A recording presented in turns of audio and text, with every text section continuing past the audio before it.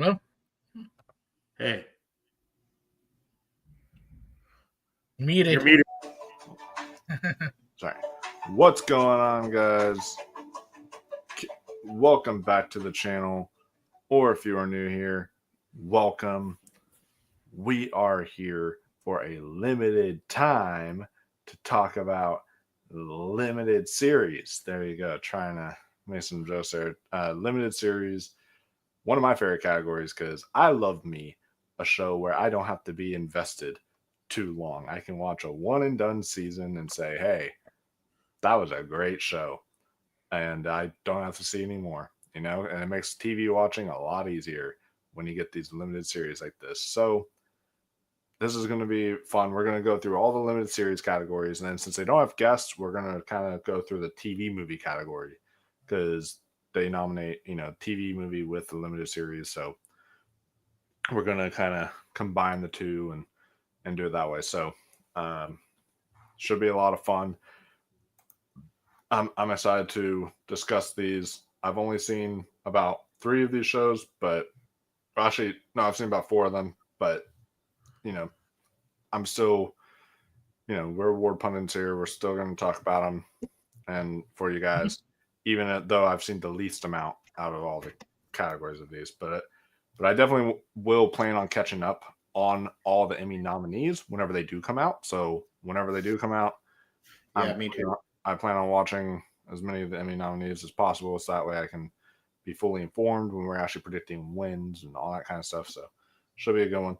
To me, though, this one's pretty easy when it comes to wins. So we'll talk about that here in a second. But basically we'll just go around the horn. So start me, then Chris, then Ross, and we'll just go in our little, I guess, what shape would you call this? T, I guess. I was going to say a circular motion here, but this is more like a T. So we'll go in that format. And so the way I'll start off is with limited series. So looking at this list here, I know I'm confident in about 4 of these. So I have Adolescence at number 1. I think that's the one that's going to take home the win. It just completely took the world by storm when it came out. It's the most recent of all these shows. It's the most groundbreaking because of the whole one-take technology of it all. So I thought that was really cool, and a lot of other people thought it was really cool. And it's maybe my favorite show of the year. It's between that and The Pit right now, but but Adolescence might be my show of the year. It's really damn good. So I'm hoping it wins, and I think it really could. The close second, though, I have The Penguin. The Penguin was really a really damn good show. Colin Farrell was excellent. Christina Milioti was even better. She was so good in the show. She is a dark horse. Wait to look out for. She's amazing. She was amazing in Fargo also. Yeah, she's a dark horse for sure. And then she was also, people always forget that. I always have to remind them. We would talk when we get to Best Actress in Limited Series. She's in, I always forget to tell people that, like, she's actually in Wolf of Wall Street. And people go, really? Yeah, she is. She has a shorter part, but she's in there. Yeah. But she's important. And so Penguin I have in number 2. Number 3, I have Dying for Sex, which I've seen half of this show. Really great show. It's laugh out loud hilarious. It even gets super emotional at times where you're welling up with tears. It's a really great show. Michelle Williams is fantastic. The other girl, I'm blanking out on her name, but she's fantastic as well too. The whole cast is just excellent in this show. So Dying for Sex is really, really good. So I have that number 3. Number 4, they always will nominate Ryan Murphy. Doesn't matter if it's a good show. Doesn't matter if it's the worst pile of shit. Yeah, we would talk about it. Because the thing is, he makes some shows that are really good, and then he makes some shows that are massive piles of shit. And those massive piles of shit still get nominated. just because he's Ryan Murphy. So because he's Ryan Murphy, I have Monsters, the Lion Eric's Menendez story. Now, I have no idea if this is going to be one of his good ones or if this is going to be one of his shit ones because I haven't seen it. But I will be seeing it because I think it's going to get nominated. So I would definitely check it out. But yeah, I'm very confident in those four. Then it's this fifth slot where it's kind of difficult for me because I could say something about say nothing. See what I did there? Which is the FX limited series I've heard raves about. That's really good. Black Mirror, which to me, this has been the best season since before it went to Netflix, maybe, or something. Like this has been that it's that good. So I thought this season was fantastic. And then looking at the rest of these, really none of the other ones other than Disclaimer. That's the one also I'm looking at. Really? That could get in there. Yeah. I have a different Apple TV on my list. Yeah, well, I'm just thinking because of the name behind it, Alfonso Cuarón and everything. I'm just thinking with that name, that maybe he'll sneak in there for Disclaimer. And I think I know which one you're talking about, but like, has that show even come out? Because it's so weird. It was like going to say season 2 was supposed to be coming out, but then I never even saw season 2 on Apple TV Plus. So like, no, we get to my list when we get to me. Okay. Yeah, we'll got a little confusing because I thought it would be in a drama series, not the limited series, but very actually have it in the limited series now. Okay. Yeah. But yeah, so for me, I think I am going to lean Disclaimer here, just because, with it being Kate Blanchett, with it being Alfonso Cuarón, when you put a director like Alfonso Cuarón's name in there, I think that's going to, draw people in to vote for it. So I have even if they haven't seen it, they're just going to be like, oh, Alfonso Cuarón, okay, I'll vote for that. And so have you seen it? I watched like the first episode.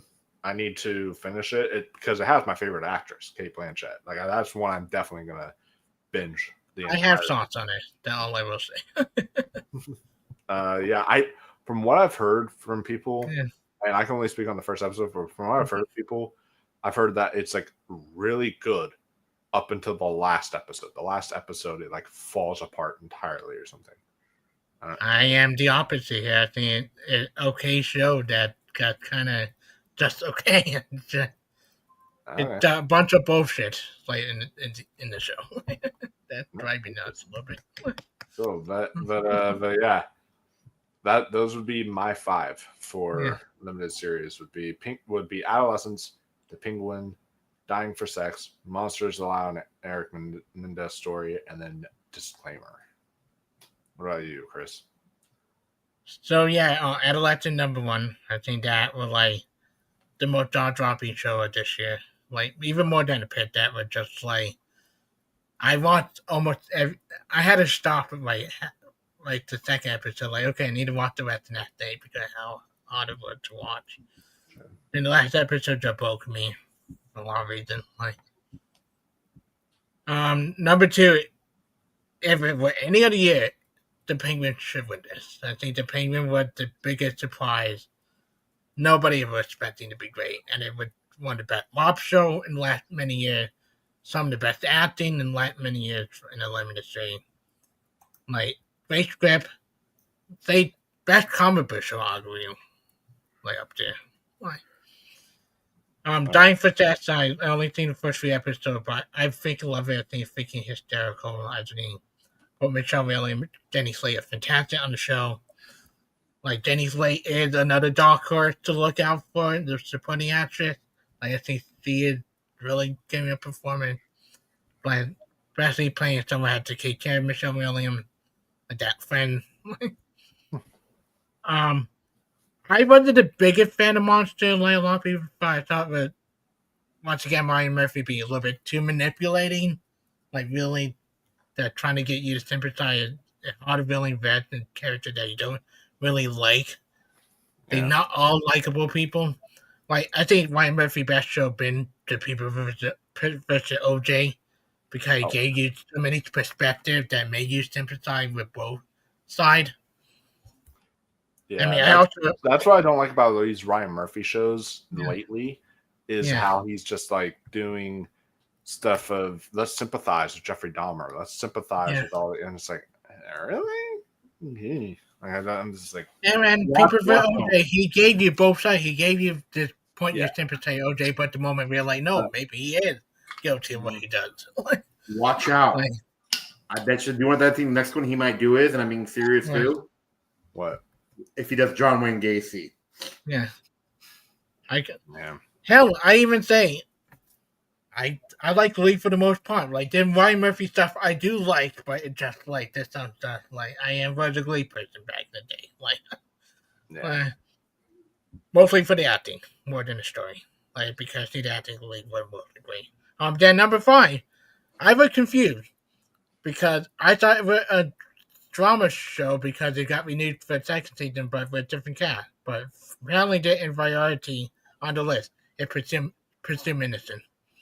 Yeah. I think that is like, if it is a limited series, a huge contender, a lot of the acting category. I think the one name that should be in supporting actor that I think is the best acting in the show more than another actor they had listed down.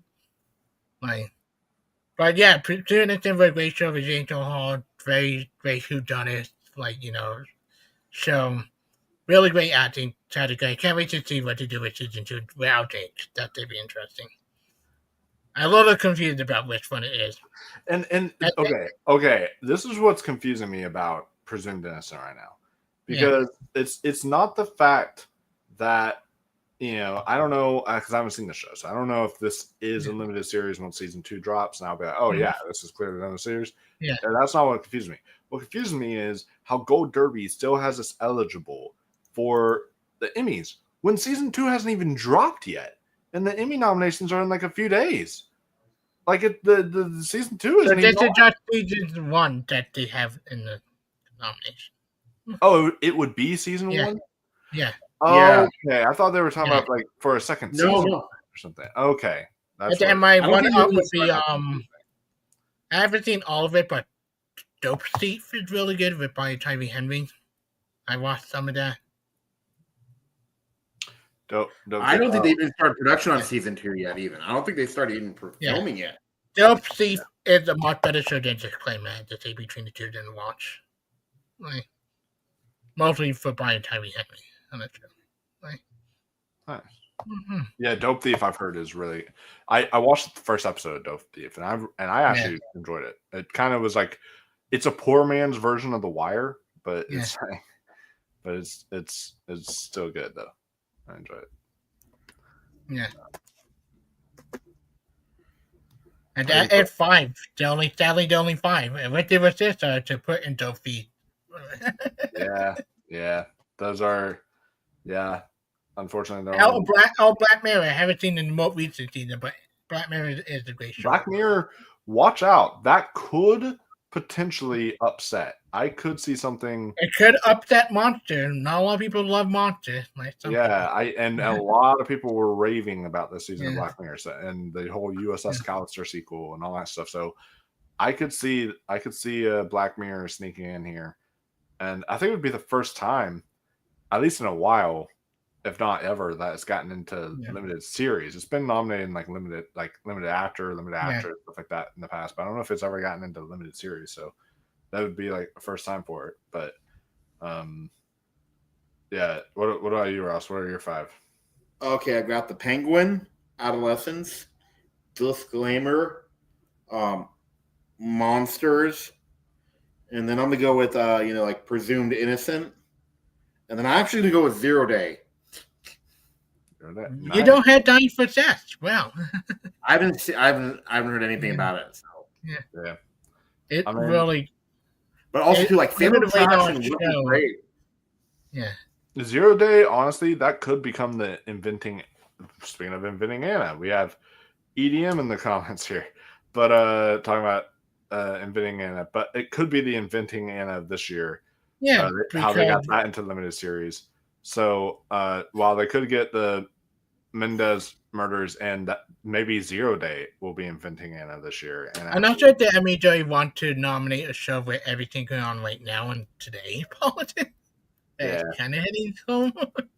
Yeah, probably not. Yeah. Probably if it's today's politics, but if it was like, yeah, things were a little better off in the If world. it were many years of like during the Obama time or Biden time, maybe it would be Yeah. nominees. They could still go for someone like a Robert De Niro though, and we'll get to that soon because they could still do something like that since he is very actively against Trump and his administration. But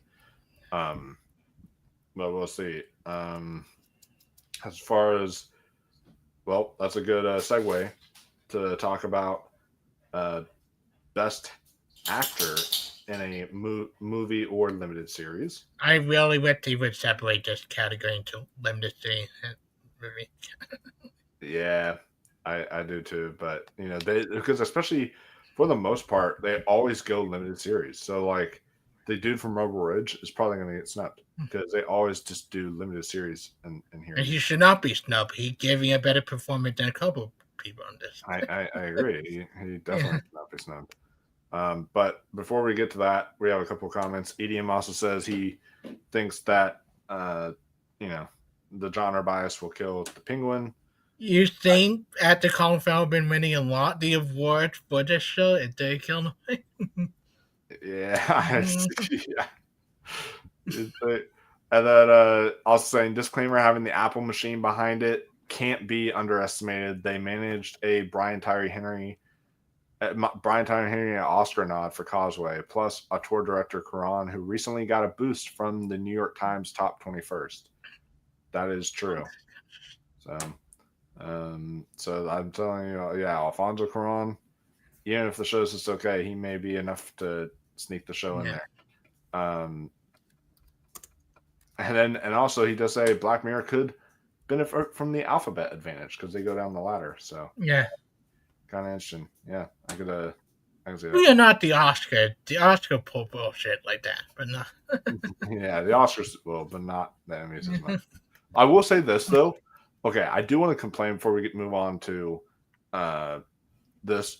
I think they do that only for the people who vote in like the supporting drama categories or whatever. Because when you see supporting drama, they will literally nominate like 5 of the nominees will be in one show, and it's like that's it. It's like really are y'all not going to watch any other shows? Though out of like the 7 nominees, they'll do 5 White Lotus people or something. It's like, have you not like seen any other shows this year? Yeah, and that's I think when they just go down the ladder, like, oh, I like this person, like this person, like this person, like this person. Like some of them though, something like you go like really that person is nominated for the White Lotus, like in White Lotus season 2, like that one like Asian guy, he was good, but really was he supporting worthy? No. Yeah, I agree. So it's just like I feel like sometimes they just like to over nominate certain stuff at the Emmys. I will say, after Get Free for Dying for Seth, White Lotus nothing to watch before we do a final Emmy winner prediction like that. My next goal. Well, you'll have because the Emmys drop on the 15th, so you'll have until about the 14th or 13th to at least whenever we shoot the final. Try to watch. Yeah. Have you seen any of it or no? No, because I try out to get through the shorter show to watch before I get to the long end. Because unfortunately, even though like each season is a different story, unfortunately they still bring back characters. Yeah. And they'll even reference stuff from previous seasons. So it is still important to see like season 1, 2, and 3, just because they'll still reference stuff, and it's like will help. But because I want to finish Dying for Seth first before I get to it. Yeah, season 2 I think is my favorite. Yeah, season 2 is my favorite of the White Lotus as well. Then it's actually at first you're like, oh, like White Lotus has this episode, then like, oh, 8 then 10. Like, are you kidding me? Like, it goes from shorter to like longer. Like, Yeah, yeah. Season 1 was like I think only 6 episodes or something like that. yeah. Short, but because that was back Then when 8. that was back when it was going to be a limited series. Yeah. Season 1 was going to be a limited series, so they did like 6 episodes, and then they were like, "Oh, this show's too popular." Yeah, and then it went to 8, and now 10 episodes. Like, what next for next season? Like, how many? Next is going to be like 12 episodes. It's going to be like, Yeah. but for this category, TV/movie actor. Now my number 1 here. I was back and forth, but the number 1 I have right now is Colin Farrell, and here's why. I do think Colin Farrell will win over Stephen Graham, just because while Stephen Graham is the much better performance in my opinion, with like especially that. Actually, Stephen Graham is in supporting in according to Gold Degree. He should have been put in supporting that argument. Well, that might be an outdated article because I think No, it was from the 25th, June 25th. June 25th. That's the newest one I saw. Yeah. Yep. Yeah. Oh, he should be in. Why is it on the Gold Derby website? That's weird because the Gold Derby website where you actually predict, they don't have any other adolescence person other than him in lead. So I don't know. I guess we'll just say he's lead. I guess because on the actual Gold Derby, like where you go, I want to say I'll put him in. I'm gonna put him in supporting. Okay. Yeah. Because you knew they have. I mean, I would. Who? I would. Owen Cooper. See, but that's what's confusing on this website because let me check because on the actual Gold Derby website where I'm like Variety, they have both Stephen Graham and Colin Farrell and leading actor. I'm like, they're really going off my thing. Let me because supporting actor has lead actor. Sorry, a little bit tight. Yeah. Oh, and supporting actor in a movie or lead has Owen Cooper on the Gold Derby website where I'm like doing the actual Emmy predictions. So I'll send you the article. Okay. Okay. Yeah. Kind of yeah. So I keep it to what is right now. We should go back to it when we get to the final week before the Emmy nomination come out. Probably. Hey, Billy. But I mean, yeah, if it was on the 25th, I mean, it's been over 10 days. I don't know if that like might have changed or what, but I don't know. But all I know is I guess for right now, I'm going to do it how I predicted it. Yeah. That's the only way that's on here. On the predictions part, at least, is Stephen Graham. I'm going to put number 2, and then which honestly you could say either one of them is lead because he's in episode 1, but then he's also in like episode 4 for like a very very. He also in to go to the crime scene. Yeah, he's he's in 3 episodes technically, yeah, because the ending of episode 2. So,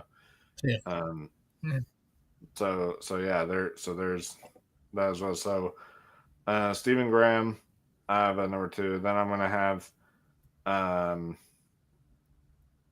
then at number 3. I'm gonna have Cooper Coach, I think is his name, for Monsters, the Lyle and Eric Meninda story, and then I'm gonna have,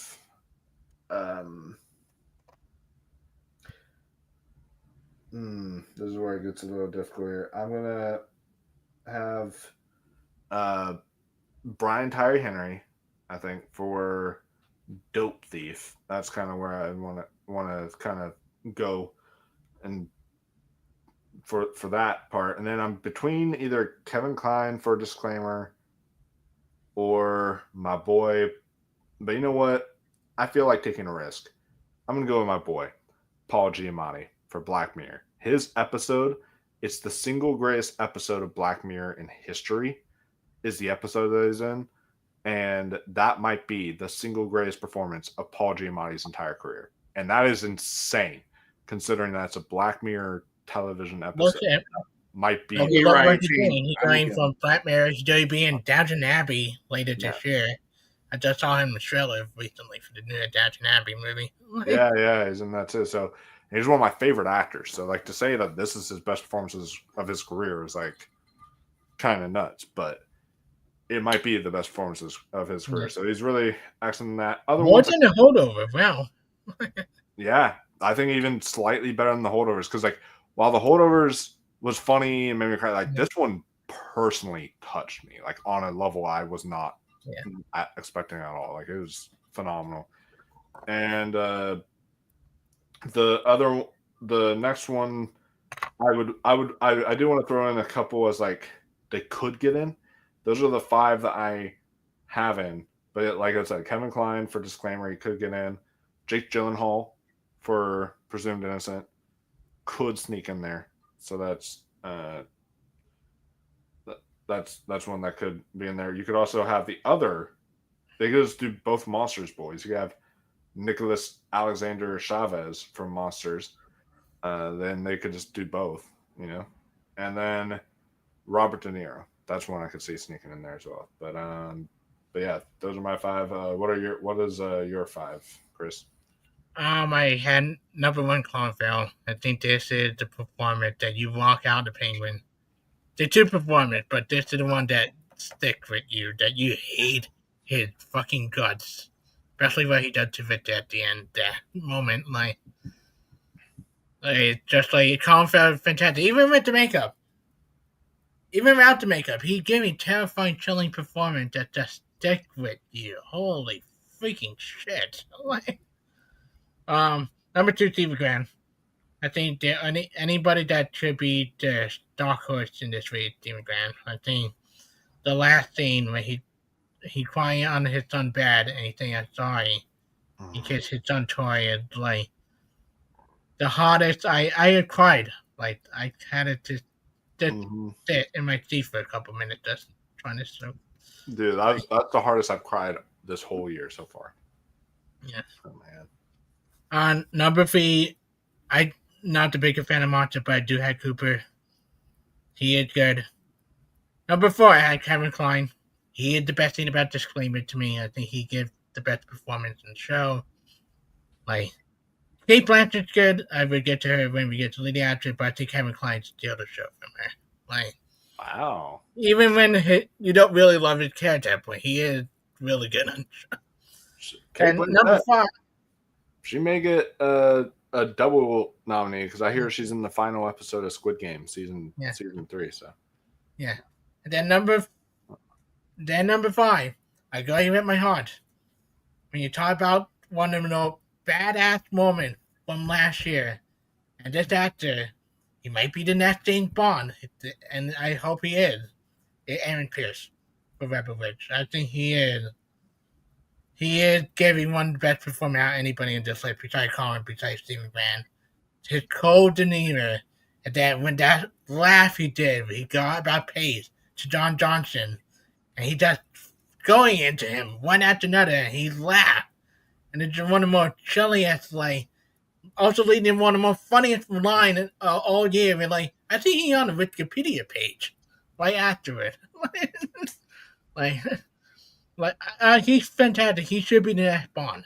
Like, he's one of the best actors working today. Like, I agree. He would be my pick for Bond, but I think he's going to be too busy with Green Lantern, unfortunately. Yeah.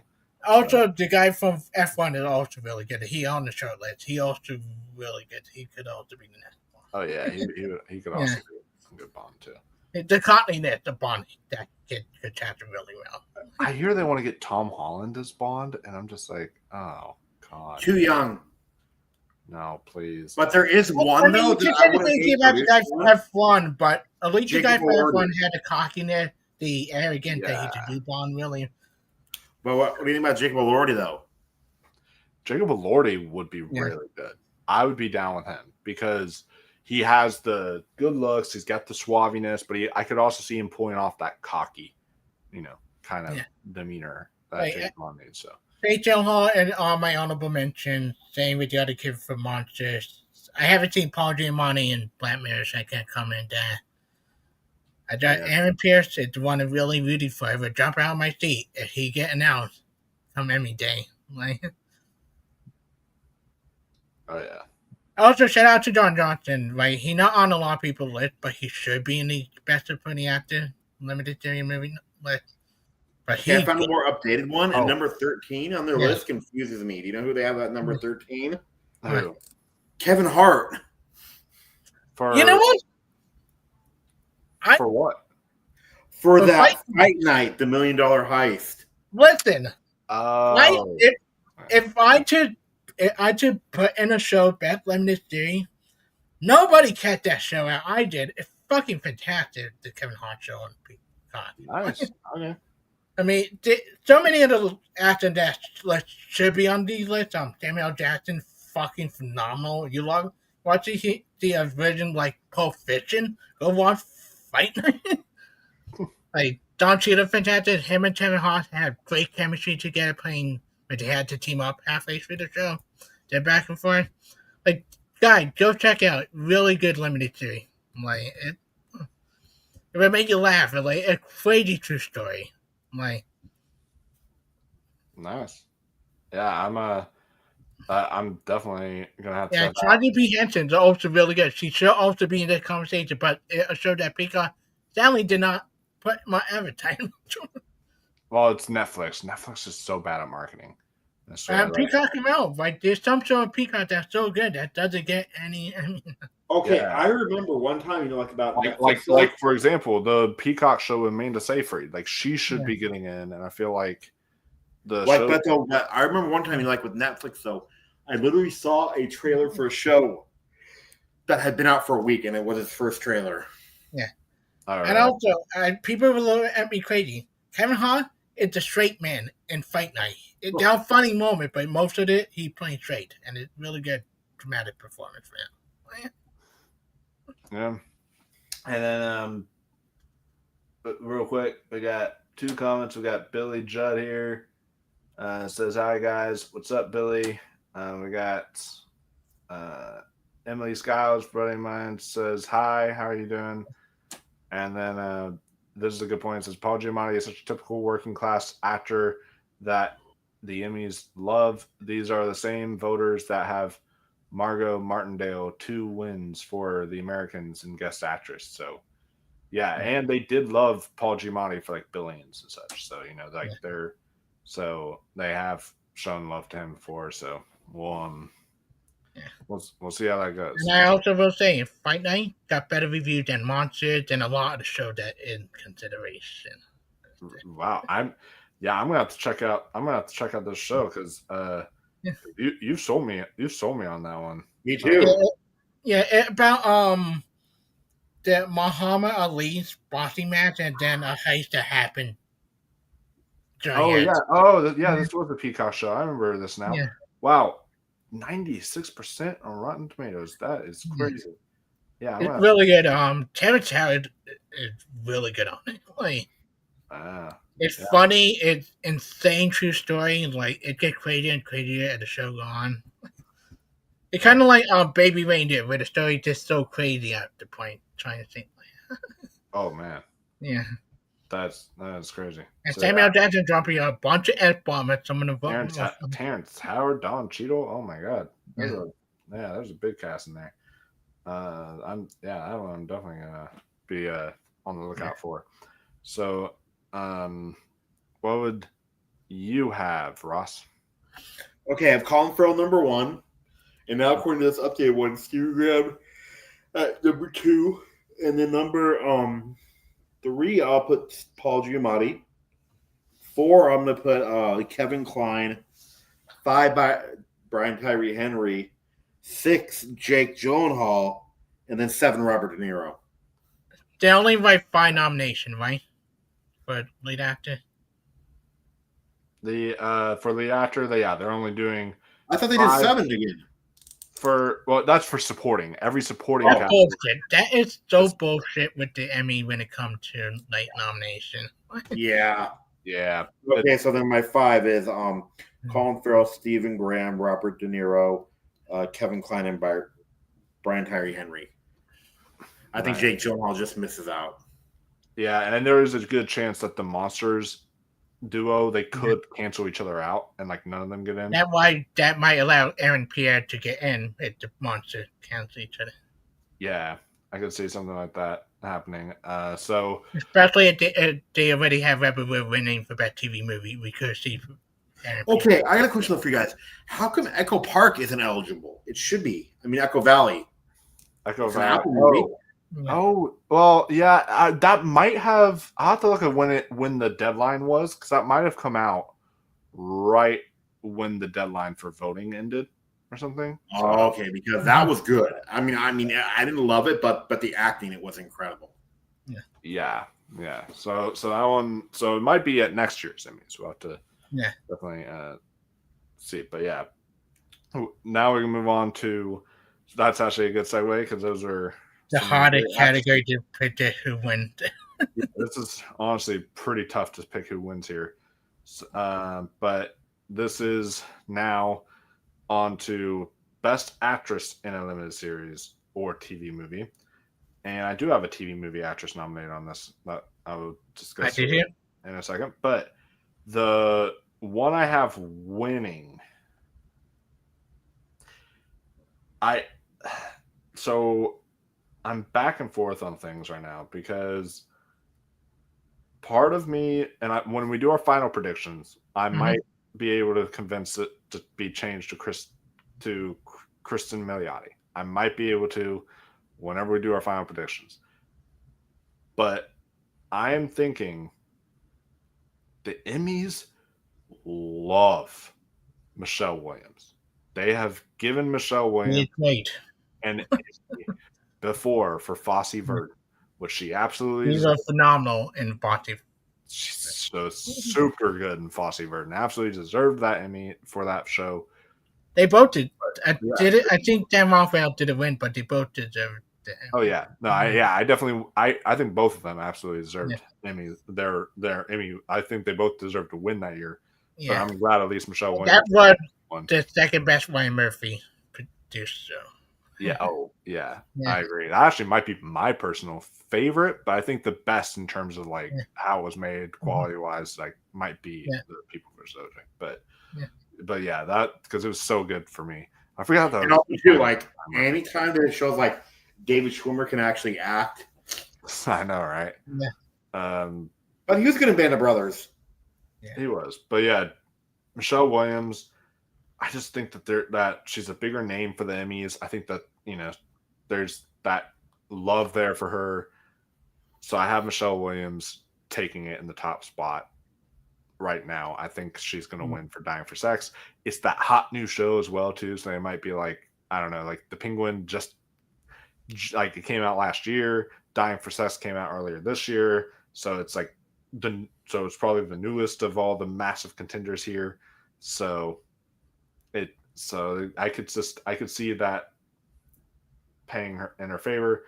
Then at my number 2, I have Kristen Milioti at a close second. She could be a dark horse to win. I could see her sneaking in there. And she has so many standout moments for the Penguin that get stuck in your head. She does. For me, she stole the show. I thought she was even better than Colin Farrell, in my opinion. Like, she was that good. And then my number 3, I do have Cate Blanchett for disclaimer because she is Cate Blanchett at the end of the day. Like, she's still going to be in the top 3 consideration because of just who she is. And she is a great actress. So yeah, I think that's really great. Then I have Renee Zellweger for Bridget Jones' Mad About the Boy, which and anybody who's questioning and not a reference to Sunset Boulevard, so they go that crazy. No, but this, these Bridget Jones movies are always really fun and kind of sweet and goofy, and this one's no exception. And Renee Zellweger, she's just, I just feel like there's so much love for her, so much love for this franchise. I just feel like she's going to sneak in there. If it were up to me, I might have given the Emmy win here. I thought she really does something to it with the Bridget Jones. Yeah, she actually does. I think she might do her best acting of the franchise in this one. Especially dealing with grief over the loss of Colin Farrell and a bunch of things like. Yeah. My man, but then it gets hard because if it was up to me personally, like out of the shows I've seen, I would give Amanda Seyfried for Long Bright River that nomination because I thought she was exceptional in that Peacock series. It flew under the radar, almost no one saw it, but that show is really. I'll be right back. Yeah, I'll be right back. And yeah, you're good. I want to see Say Nothing, and from what I've heard, Lola Pettigrew is phenomenal on the show. Good American Family. I've not seen it, but I've heard Ellen Pompeo is okay. And then Caitlin Dever. I watched the first couple episodes of Apple Cider Vinegar. I couldn't get in that show. I just don't like seeing bitchy people act like bitchy people. I don't know. The first couple minutes threw me off. I'm like, is it advertisement or is it a show? Yeah, yeah. I was just like, I could not get into it. But Caitlin Dever was really good, and she's doing a whole like accent deal with it and everything. So I could see them going that route. But that would have been done better with Amanda Seyfried and The Drop, whatever that one. The drop. Oh yeah, the dropout. Yeah. Yeah. The same similar story, like that one more like. Yeah, I think that was better, and yeah, Amanda Seyfried killing it in TV lately because of the dropout and Long Bright River. So, but yeah, I'm gonna say I initially had Caitlin Dever for Apple Cider Vinegar, but I think I'm gonna switch it to have Lola Pettigrew for Say Nothing. I think Say Nothing is gonna get something, and from what I've heard, Lola Pettigrew is like really phenomenal on the show. So that's why I'm gonna say like she basically it's like in every scene she's basically steals the show. So that's why I'm gonna say Lola Pettigrew gets in because we know that we know Caitlin Dever's gonna get a guest nom for Last of Us. So that's kind of the route I'm going there for now. But what are you, Chris? I did that opposite 1 and 2. I had Christian Miliani taking the scene, the baking dinner scene where she go confront her family, and she really lay it on it up to then killing them all off. If that's for the girl, I think one more killing. That whole episode is her acting showcase. The episode that focused just on her with the flashback, and then a moment where she confronted family at the end, like. Everything an asylum, everything, with her Mastron, it did with guest actor category. Mastron could be taking the win. He also fantastic in his small role. Like, goddamn, they don't do guest actor in this limited series movie because Mastron should be taking that. Yeah, she's fantastic. She is phenomenal. When we get to put the actress to another performance that is just up there with her. That for the Penguin that just stayed with me and just as much. We'll get to it when we get to it. But yeah, she is the best. She won the best acting from last year. Like I remember watching, especially the first episode when she had Cobb Tie and that speech she gave. Like, yeah, like holy shit. Then Michelle Williams number 2. She is fantastic. I can see the whole her heavy episode turn off for some people. Because not something you see from Michelle Williams. Like, especially the first episode. Like, I'm really, holy shit. Like, so Michelle Williams back to good acting then. I'm happy. Her and the pillow in the hotel room in the second episode alone. I'm like, watch her orgasm. Like, oh. Like, but she, she's not my favorite performance from the show from the episode scene. We will get to supporting actress when we get to it. They're more standout performance for me. But she's fantastic.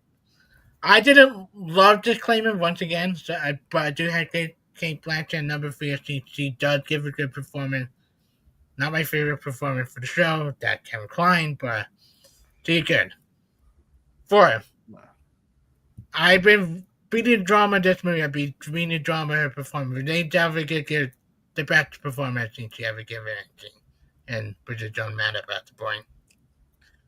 From the laughter to her dealing with grief to her connection with Patricia Edgeworth, the moment she had when she imagined seeing Colin Farrell and such, it's like the moment when her son of heart wrenching, make you cry. You should not be crying during Bridget Jones movies, but you get emotional at time. This really a lot of really great acting in this movie. Hugh Grant, I think Sally would be missing out best supporting actor, but the best he's been in Bridget Jones movie is Marvel in this one. David Patricia Edgeworth, fantastic in it. Well, definitely worth check out. This is really a sweet movie. That would make you smile up by the end. Probably even the kid thing the song for Oliver at the talent show. That moment really made you cry. Yeah, beautiful. And then number 5, I did it for you, Wolf. I put Amanda Seyfried. I haven't seen her show yet. I just from what I've been hearing, and I haven't seen Say Nothing either. But there's so many shows that hard to keep track of everything. I have to get around to watching. Yeah, especially now that Sandman came back, Ben Gang came back, The Bear came back, then got Peacemaker coming back, and then Dexter coming back this week. It's Always Sunny in Philadelphia comes back this week too. And Dexter come back on Friday, and oh my god, I'm yeah. So what else come out in August? Peacemaker and one other show, right? And then Alien Earth comes out this summer too. So yeah, it's like. Oh, enjoy driving out. What come out in August besides Peacemaker? Wednesday. All right, what else come out in August? Wednesday. It's there's so guys, guess what? I'm looking at the list too. But guess who's number 11 for the Gold Derby, actress thing in a TV movie? It'll make you laugh, I swear. Michelle Yeoh. For what? Section 31. Yeah. That movie should be burned in a cinder. So that on my worst of the year list. High on my worst of the year list. I couldn't even finish that fucking movie. Oh my god. But dude, Amanda Seyfried, if she gets in, it'll be like Lily Gladstone in Under the Bridge. When Lily Gladstone and Under the Bridge got nominated, I freaking cheered because I thought she was so good on that show. And it would be the same way with Amanda Seyfried. Which she gives maybe. Okay, The Dropout is her best performance of her career. Yeah. But she gives her the second best performance of her career with Long Bright River. So I don't give a fuck about what people say. She was fantastic in Mank. She was the best performer in Mank. That oh yeah, Mank is so much shit. No, she's good in Mank. She was really Oscar, right? Yeah, she was really good. In Mank. So yeah, those. I mean, I love that you have that, and I just the only reason I wasn't able to put it in is just Peacock. Other than unless it's Dave the Jackal, Peacock is not really. And Poker Face. Some of these and Poker Face. Okay, someone explain to me: Day of the Jackal limited series or the drama series? I think it's drama, from what I've heard. I think. Yeah, because I think. Okay, man, if we're limited series, any women might knock out the monster cat. If it was in limited series, I feel like it would have a better chance, honestly. But any women might win Lady Acton in limited series. It was. You might have won if it was. Yeah, it was actually a part of that. But I think I call it not to even any women filming in data. Oh yeah, he's so good. But what 5 do you have, Ross? I have Christine Milioti, Michelle Williams, Kate Blanchett, and Renee Zellweger, and then just for you, Mike, you convinced me, Amanda Seyfried. Yes, and Anya Taylor-Joy actually is potentially get nominated. They said, I hope. Anya Taylor-Joy for which one? The Gorge. Gorge. He is good in the Gorge. The Gorge. Yeah. I mean, she's the best part of that movie, but and she's 15 though.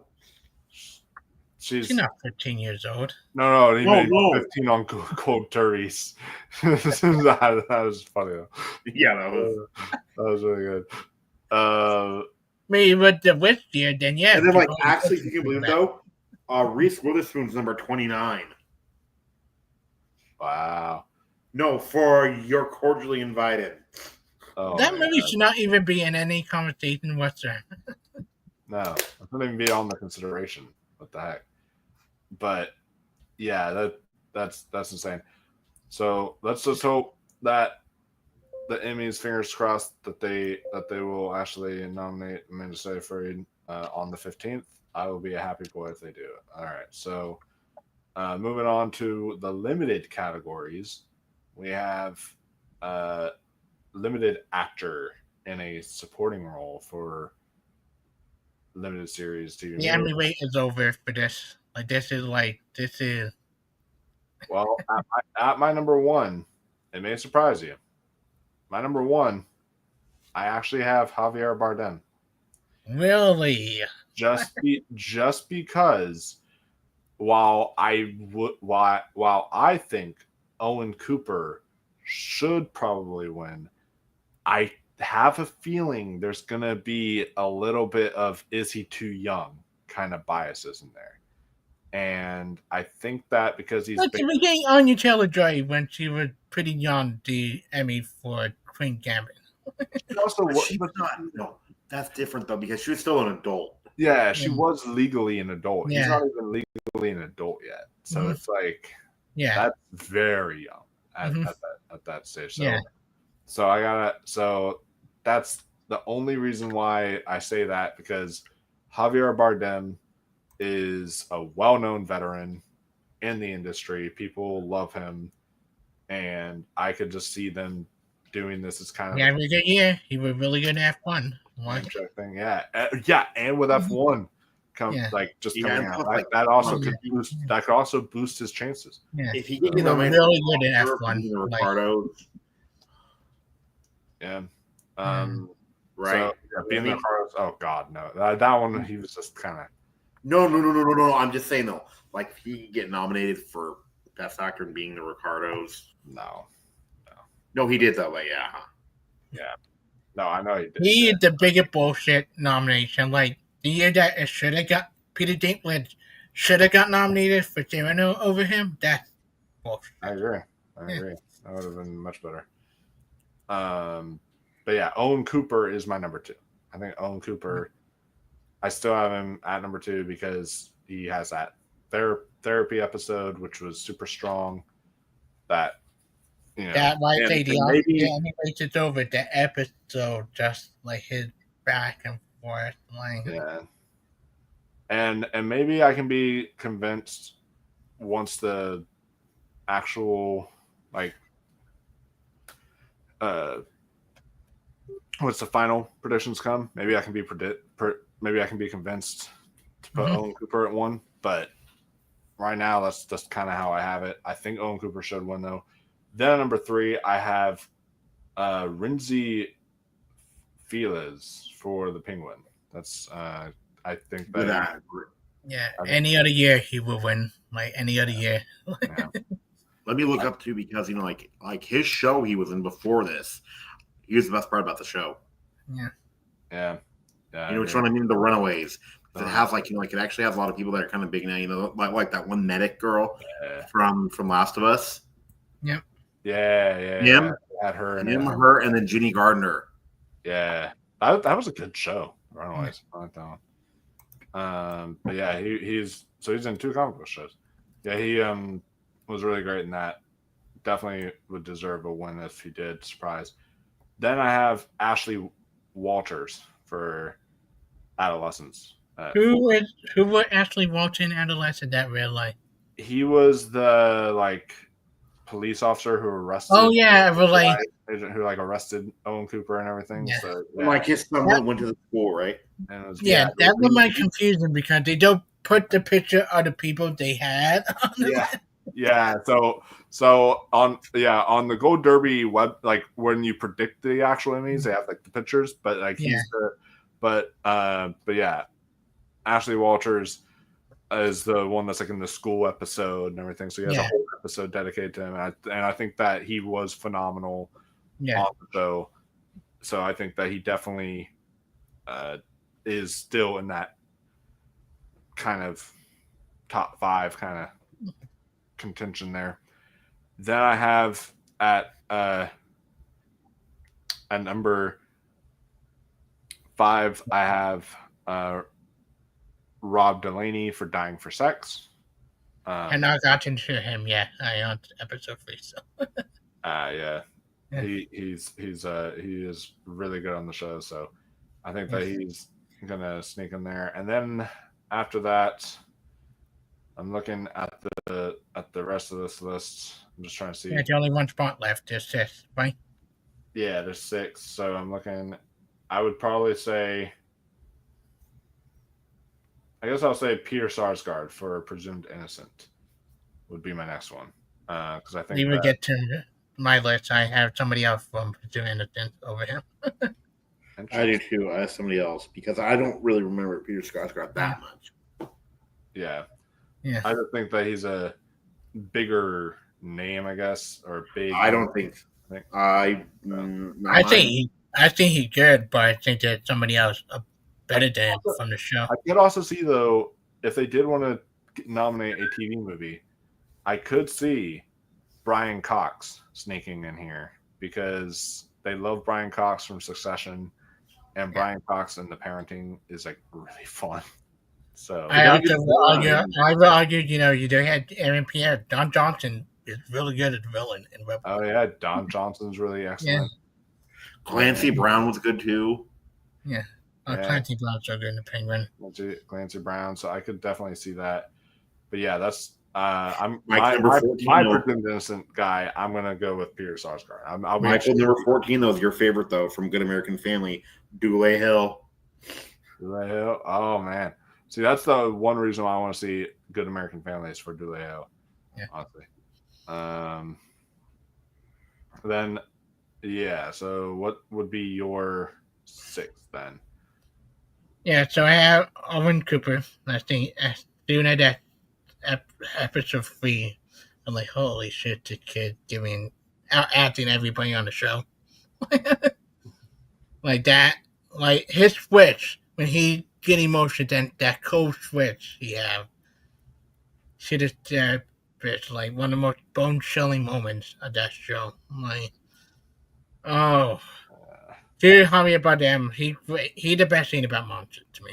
He giving acting talent on the show. And then how you say the kid name from the Penguin? Wolfman. Oh, that was I think Renzi Feliz. Might have pronounced it wrong. Yeah, it was like Renzi Feliz or something. Yeah. Wait. The show he played so well against Colin Farrell. They're back and forth fantastic on the show. Haunting last scene of him. Like that one moment of his that's it for you, that last scene. Like, number 4. And 1, 2, 3, 4. My preferred unit is Bill Camp. I think Bill Camp is phenomenal. I think he's the best acting for Pursuing Innocence. I think that struggle he had to defend Angel Hall, doubting his friend guilt, and the back and forth, like the courtroom scene, like when he had to defend 23 Angel Hall, they're back and forth. He goes up against Peter Sarsgaard. I think he's fantastic. He's fantastic in the show. If they bring back anybody for season 2, I would love to see him come back. Some computer, really. Then I have Ashley, the guy from Adolescent Realm we just mentioned, and then Rob Delaney. Peter Sarsgaard on the outside looking in for me. Nice. Yeah, I could. I could definitely see those 6 getting in as well. Have you seen? Tonight you should start. Have you seen Presumed Innocent, Michael? I have not seen that yet. No, but now I know season 2 is coming, and now that I know this is in contention, then you should watch the movie right after. Yeah, the show is better than the movie. Yeah, that's what I've heard. So I'm definitely excited to check it out. I'm gonna for sure check it out for season 2. But yeah. Brian, I agree with that. I mean, it should, but I don't think it's eligible. I wish it was. Yeah. But Brian's comment. Oh, Brian. Pee Wee as himself should win Best TV Movie. Yeah, I don't know if it is eligible because it might have come out. They should give their own category for best documentary series. Yes. Yeah. So unfortunately, yeah, they should because they don't have like a documentary series category. No. Documentary series or movies. Like I'm surprised. Like that should be because there's so many documentary series out there. There's so many documentary movies. There's a new one that's supposed to be pretty good too. Like my parents say, like it's called like Jane, my mom Jane, or something like that. Yeah, that one I heard was good. I watched the Tylenol Murders. That was insane. Yeah. Did not know about that. Holy shit! Gabby Petrillo documentary on Netflix that was chilling. Yeah, and the Titanic one is scary. Yeah, so like there's some. You know about the new Titanic? I mean. Yeah. Oh yeah, Poop Cruise. No. No. You know the one that the one about the tin can. You know the one that imploded. Oh, that one. Yeah. I call it the Titanic one because they went down to the Titanic and it literally imploded. Yeah, that was terrifying. But yeah, okay. You ready for my six? This one's 6. So what would be your 6, Ross? Okay, Owen Cooper number 1, Javier Bardem 2, Renzi Felix 3, Rob Delaney 4, Ashley Walters 5, and then my 6, I'm actually going to go with Hugh Grant for Bridget Jones' Mad About the Boy. I thought about Hugh Grant and I thought about Trisha Edgerford as well. It's too bad that he's still on this because if you ever watch that show Clips about the Los Angeles Clippers, Ed O'Neill was incredible. But he does say he's Grant. So good in Bridget Jones. Same with Trisha Edgerford. They both did performing. Just came off of Heretics, BAFTA / Golden Globe nod. So yeah. And hey, if you nominate the kid from Bridget Jones is fantastic too. Like that, they both. Oh yeah. I mean, all the acting is fantastic. So for sure. But yeah, so moving on. Even if Jen Conbat and Emma Thompson both have like way more. Moving on to actress in a limited series or supporting actress in a limited series or TV movie. My number 1 is, to me, this is the easiest number 1. Like, I don't know how you just don't award this, hands down. And that is Erin Daughtry from Adolescence. And is that the wife or is that the daughter? That's the therapist. Oh yeah. In the therapy episode, the one that comes in there to talk to Owen Cooper. Yeah, you know the one that like actually caused me to break down because he didn't want to answer. She is my. Are you gay? Remember that one? She's like, "Are you gay?" And he didn't want to answer. Yeah, that was like that. That is her performance. It might be the best female performance in TV that I've seen this year. Like it really was amazing because she had to keep her composure, but then you could also see like once he leaves the room, the way she just starts breaking down and everything.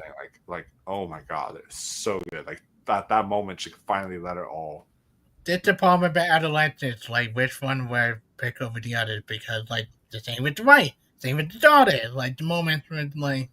Well, yeah, I may have the wife in there as well too. So we'll see. Like the thing with Stevie Grant and wife before Stevie Grant had a breakdown when they just talked about what they could have done better. Like, yeah. I mean that scene was amazing too, and I'll have her. I have the wife in here, but I'll get to her when I get to her. But my number 2, I have Deidre O'Connell for the Penguin. He should be number 1. That is the performance, like holy shit. Yeah, she was good. I just think Erin Daughtry was to me just even better, but I think Deidre O'Connell was still really good on the like show. Sure. The thing when she revealed how much she hates her son, that moment and just yeah, that scene was rough. That might be her Emmy win right there. That scene, like when she just really let it all out. Yeah, that might be. Then number 3, I have Jenny Slate for Dying for Sex. I think Jenny Slate is fantastic on the show so far. I think she get a better performance than Michelle Williams. I see her complexity of having to. Yeah. Yeah, no, Okay, I mean, where's Dying for Sex though? On what stream service is it on again? Sorry. it's on yeah, it's on Hulu. So like Okay. FX with Hulu. So technically it's yeah, it's Hulu. So that's how I'm watching it right now. And Jenny Slate, she's really great in the show. And when She's the one of the more underrated actress that have yet to win any award. Like every time, she's so good. And when she when she finds out about like the cancer diagnosis and everything, it's just the way her reaction is, it's so good. when she leave the room for a moment, like I had to leave the room for a minute. She just sit down and break down, just like Oh yeah, yeah. it's just it's so powerful. So yeah, Jenny Slate is number 3 for me, but all three of those excellent wins if they happen. Like I'd be happy with either one. Then I have at number 4, Chloe Sevigny. Chloe. Okay, think of it this way. Okay, 7 Okay, 7 knees. Chloe Sevigny. No. Like think okay. Chloe with the number 7, right? With an E. Chloe 70. Okay, 70. All right, Chloe 70. That works. So I have her for Monsters, the Lau and Eric's Meninda story again. I haven't seen it. Don't really know our performances, but it's Monsters. It's a Ryan Murphy show, so I think she might sneak in there. Then I have at number 5. I have the mom, Christine Tremarco, for Adolescence because of her scene. I mean, the daughter's good in the show, but the daughter doesn't really have like a standout scene.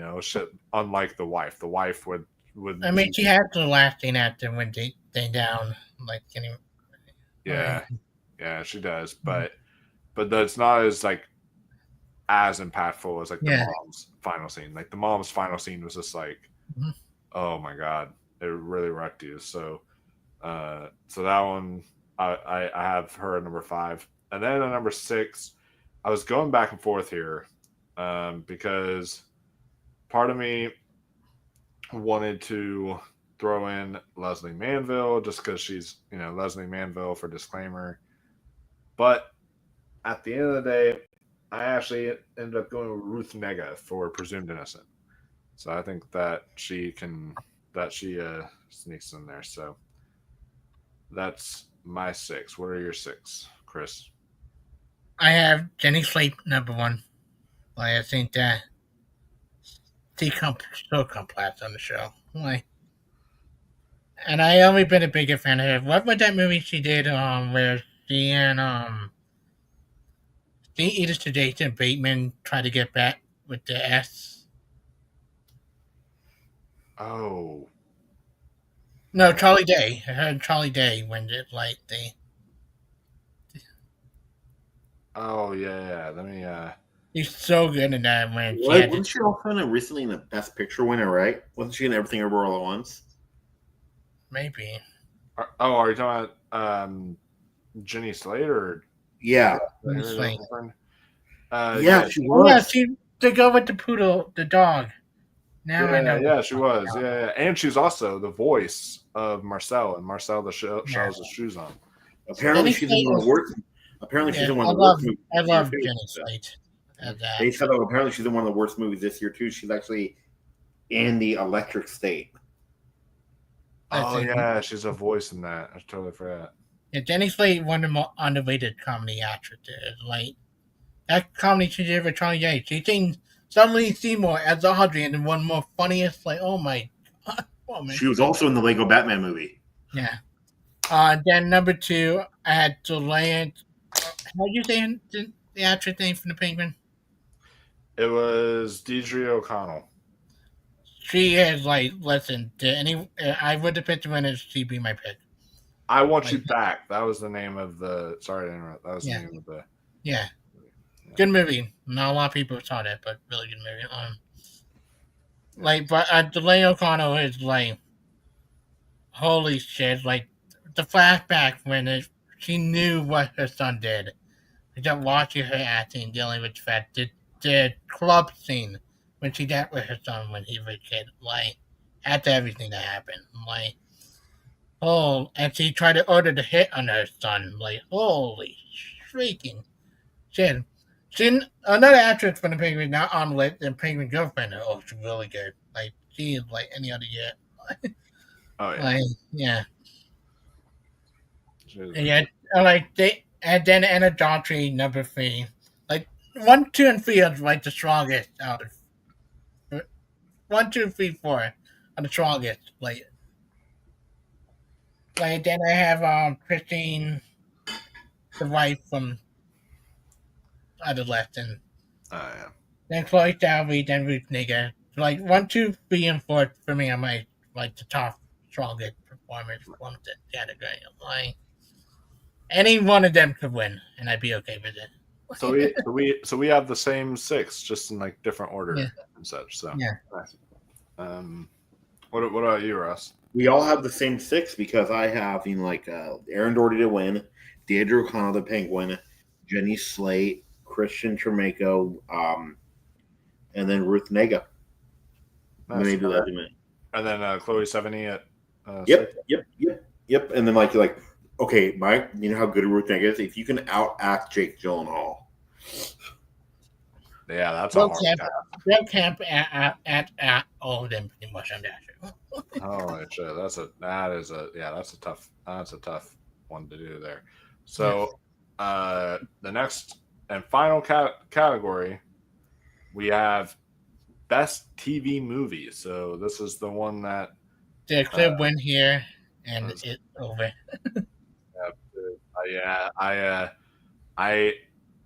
The one that unfortunately looks like it's going to get snubbed in some acting categories could wind up winning at least an Emmy. Hopefully, we'll see how it pans out. But the 5 that I have are Rebel Ridge right now at number 1. I just think that movie was so phenomenal. It was absolutely one of my best movies.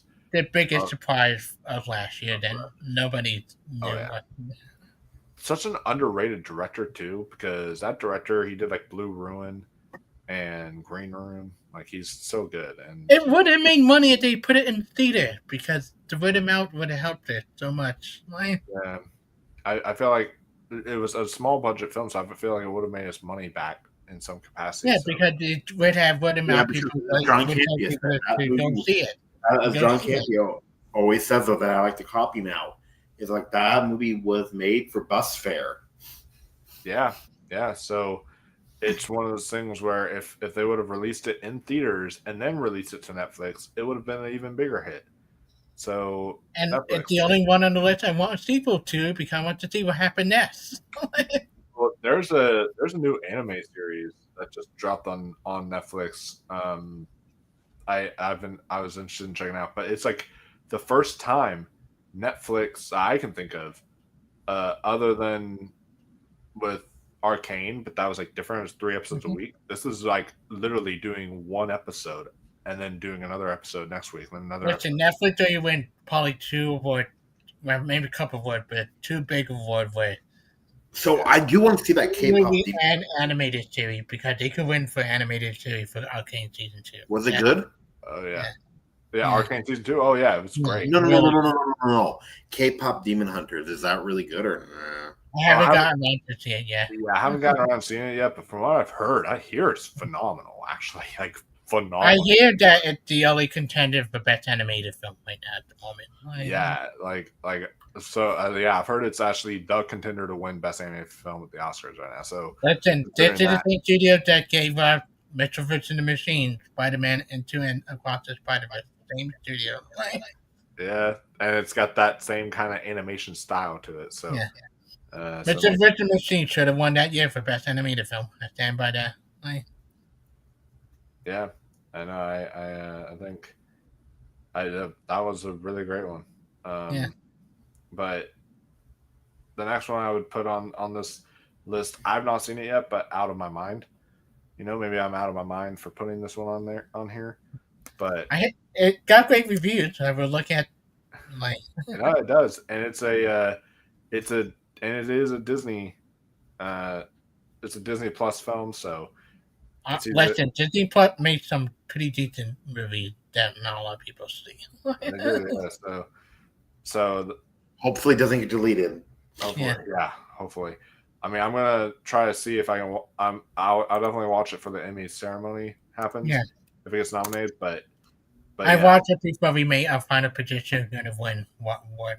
yeah, for sure. I'm gonna try to see it before that happens, as well as some of these other movies. But yeah, out of my mind, I have a number 2. Then number 3, I have Bridget Jones, Mad About the Boy. I definitely think those are like your top 3 pretty much. Then, am I okay for putting this in here? Am I okay is my number 4.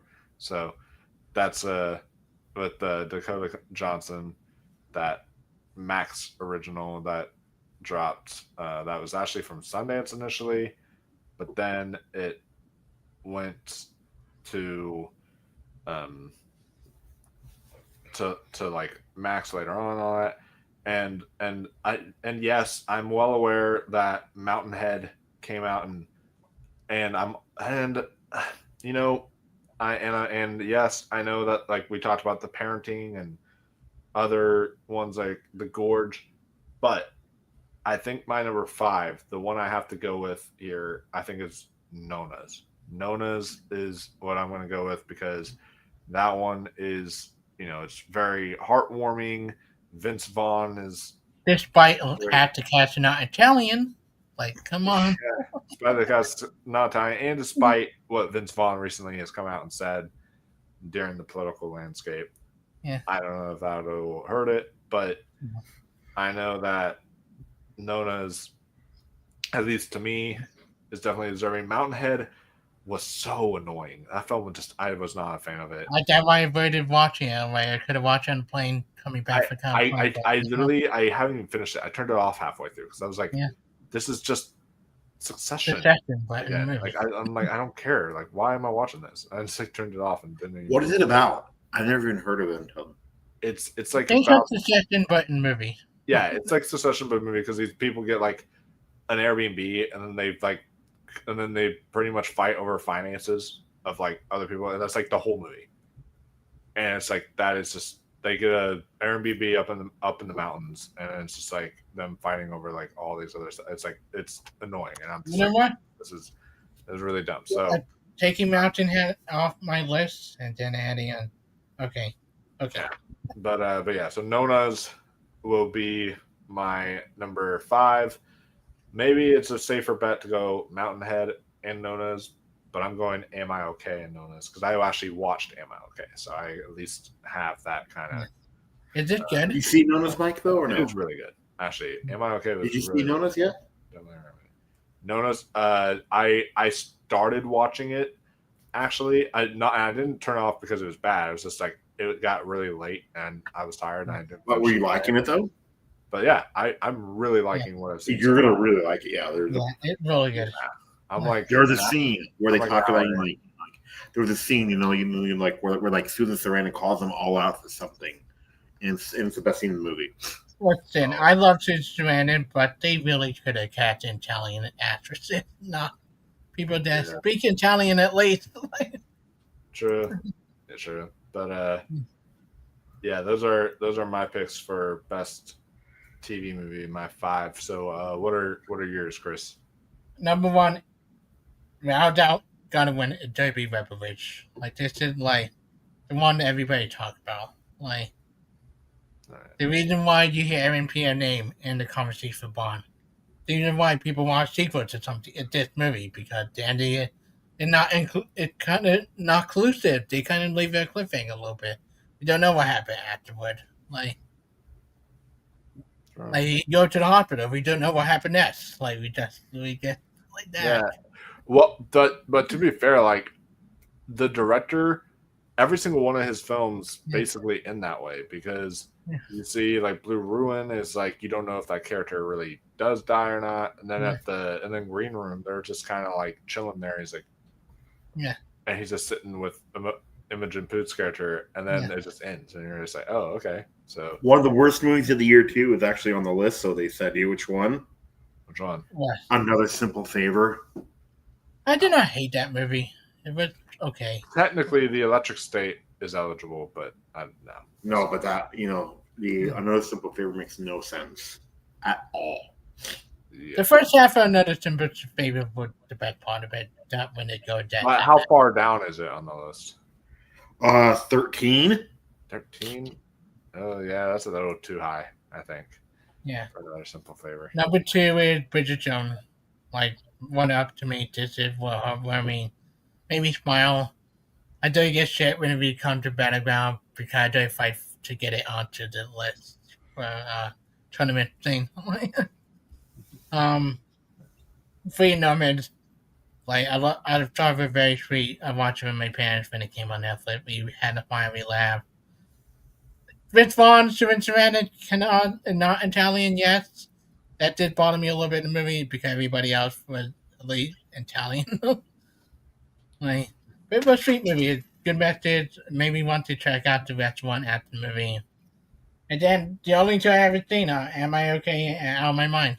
I took Mountain Head off after you convinced me. So, like, nope, okay, taking this off. Yeah. So He actually is, though. I looked it up, and Vince Vaughn has Italian ancestry. Yeah. Oh wow. Okay, nice. Does Vince Sarandon have Italian history? I'm looking. Yeah, that would be what's important there. But am I okay? Yeah, that's a really great, fantastic. Actually, her mother was Italian. All right. Okay. Oh, okay. So that does Vince Vaughn, Susan Sarandon, you watching this now? I'm sorry, Dad, Yeah. So, but yeah, that's a great one. Susan Sarandon, I could have met at that convention, but she Did the curtain. Yeah, she was one of those curtain ones, so I didn't get to actually meet her, which was unfortunate. She wasn't like at her table. So yeah, but Ross, what's your 5 for TV? Okay, my 5. Number 1, I have Rebel Ridge. 2 is Bridget Jones, Mad About the Boy. 3 is Out of My Mind. 4 is I'm Okay, and 5 is Nona's. Nona's was such delight. Oh yeah, for sure. That was definitely. TV movie were a little bit weak this year when looking at the list or else. Yeah. Now, okay, but guess what number 11 is, though? What? Star Trek Section 31. Oh my God. Why would they have that? I would put Another Simple Favor way higher than that. Yeah. Oh, wait, guys, so here's number 16. You're cordially invited. Oh, man. Better than And Star then Trek 17, 17 is Salem's Lot. Ugh. Jeez. And then 21 is actually Nutcrackers. And I even heard The Killer. So, and The Parenting is number 10. 9 is G20. 8 is Supreme's All You Can Eat. 7 is The Gorge. And 6 is Nona's. I didn't mind T20. Such a good for fine, but it just everything else.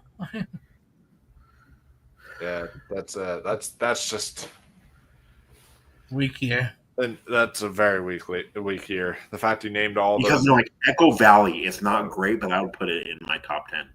I mean, of this list. Yeah. Oh yeah, for sure. And that might be for next year's Emmys. Because if they do, Julianne Moore and Sydney Sweeney will be. Oh yeah, yeah. I swear to God, though, like if Kyle MacLachlan is supporting defend- actor, I'll be mad. Do you know why? Why? He has maybe 2 minutes of screen time in the beginning. Really? Wow. That's kind of crazy for Kyle MacLachlan. You're going to do that with an actor that big? Okay. But yeah, guys, that is our predictions for the limited movie and the TV movie categories, or limited series and TV movie categories. Let us know down below, what are your predictions for limited series? What are your predictions for TV movies? All the acting noms. We'd love to hear your thoughts. This is not going to be the end of the Emmy predictions, though, because Emmy and 2 weeks nomination. Because in just a couple weeks, we will be back around the 13th or so to give you guys our final good as gold Emmy predictions, and we'll start a little earlier that day because we're going to run through all the major categories. Like at what time on the 13th? Probably on whichever one on the 13th or 14th, whichever one you can start earlier on. I could do the 14th, 13 a.m. in a weed that night, and I will be done until 11. Okay, then I guess we can do the 14th then, and we'll probably just start around like 9:30 Yeah. or 10 o'clock, something like that, just to give us more time so we can talk more because we're also going to run through every category, meaning even if they're brief, we're still going to do like your competition program, animated program, reality host, variety talk series, variety scripted series, all that stuff. So we are going to run through Pretend those. that we watched all of those. Yeah, even though a lot of those I don't watch, but I watch some of the animated ones, so at least I can talk. I watch animated and I watch. Oh, okay. Like I watch late night like, when my dad would have it. He have it on, but that's pretty much it. there's a show that people seem to be like obsessed with right now, and I could not give two craps about it, and that's Love Island. Oh my god, my friend, his girlfriend is forcing him to watch Love Island with him right now, and I feel so bad for him. I'm like, dude, that's just oh my god. But I forced Tori to watch some shows, but it's good though. Do you know why? Why? Stuff like the Clone Wars, Dexter, the Bear. So she doesn't really complain. I'm actually surprised. I wonder if it's just not eligible because the season's not done. I just checked and they don't actually have Love Island available on like competition. Oh, I guess that would be reality, not competition. I'll have to look at reality. It's funny. The one reality show I like, but I got to don't take MTV seriously. I like Catfish because it stayed true to on. Yeah, that one's good. Yeah. The only reality I can think of that I kind of like is I like Queer Eye, which is fun just because it's. I only like Catfish because they elite it true once the reveal happened and it feel real and not like the only like okay, that's weird. So they have a reality host category, but they don't have reality show category. They have reality host and competition program. It's like okay. The only reality show not a lot of show get nominated. The only reality show I really like is like What Would You Do? That's the only one I watch sometimes. Yeah, the only one I watch, it's kind of a guilty pleasure, is like America's Got Talent. I'll watch that one. Like you would like What Would You Do? You would like What Would You Do? Yeah. The only one I watched used to watch. It's an in-camera show. Oh, the only one I used to watch, but I haven't watched in a while, has been Practical Jokers. Oh, and Practical Joker. Oh yes, that one I love. That one's never been. What Would You Do though, Mike? It's like a social experiment show. Like they're like film inside these like public places, and like what would you do like if somebody was coming out and their parents rejected them? What would you do in that situation? Would you say anything or no? Or like somebody's trying to like a guy's trying to like pick up a girl and like an older guy's trying to pick up an underage girl. What would you do? Wow. See, so I'll send you it, okay? Yeah, you have to definitely send me that. Sounds interesting. And anybody watching it for the first time in history, my dog Prince came on. Aww. Yeah, there you go. Oh, that's so adorable. EDM says just got into The Traitors. The Traitors good. Love it. Yeah, I want to. I've considered checking that one out because I like Alan Cummings, but that's mostly the reason why. So Alan Cummings coming back to Avengers movies. Watch the Mike, but I love Alan Cumming too, but if you watch the Pee Wee documentary, Alan Cumming would make a great Pee Wee. Oh, he would. If they did a biopic, he basically did, in a way, huh?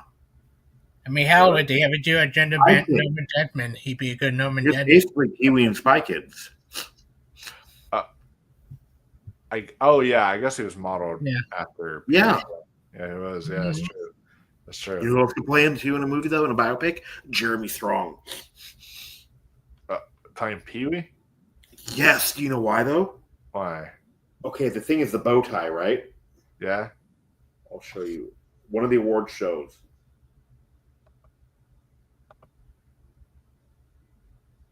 Okay. But I definitely agree with Alan Cummings as Pee-wee. I think he would definitely Okay. be able to pull that off. Yeah, it's I can. Right there. Where is it? Oh, I know which suit you're talking about, but I can barely see it. Yeah, I know which suit you're Yeah, talking the about. guy who played Bruce Springsteen manager in the Bruce Springsteen movie later this year. Yeah. Right, Mike. Now you can kind of see it, right? Yeah. Yeah. I guess with the bow tie, yeah. But yeah, guys. So that'll basically do it for this episode. Thank you all for tuning in. If y'all haven't checked it out or checked this out live, it'll be up. Just watch the replay. Let us know down below all your predictions in the replay section down in the comments, guys. Thank you all for tuning in. Ring that notification bell so you do not miss a single video, because we got more of these coming up. We got more halfway through the year kind of videos coming up, all that stuff. So make sure that you subscribe to the channel so you don't miss those, and like this video. Also, I'm on Serialized, and my link is in the description box below now. Serialized is basically Letterboxd just for TV. So if you guys want to follow me on there, I do TV reviews, season reviews, episode reviews, stuff like that. So make sure you follow me on there for all of my serialized goodness. So you can also see the list of all the shows I watch and all that kind of stuff. So yeah, make sure you follow me on there. Links in the description box below. But we will see you all in a couple weeks next week. Yeah, next week actually, for the final Emmy predictions. So until then, stay classy, my friends, and keep on watching those television shows.